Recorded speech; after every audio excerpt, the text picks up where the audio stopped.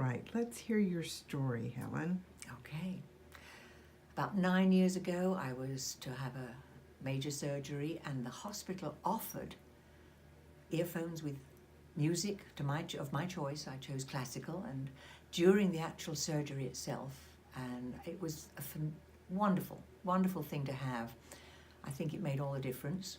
And then when I came to the surgery I've had just earlier, at the end of last year, another hospital, a different thing, and they didn't have this to offer, and I wanted it very badly, so I found an available option and acquired it, and I used it at home first before anything happened to have to know how to use it and so on, and I found it very, very good.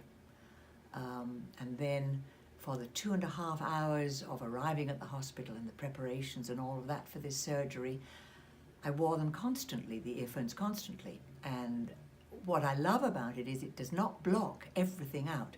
You can still hear and you know what's going on, but you have such a different idea about how you are and how you're feeling.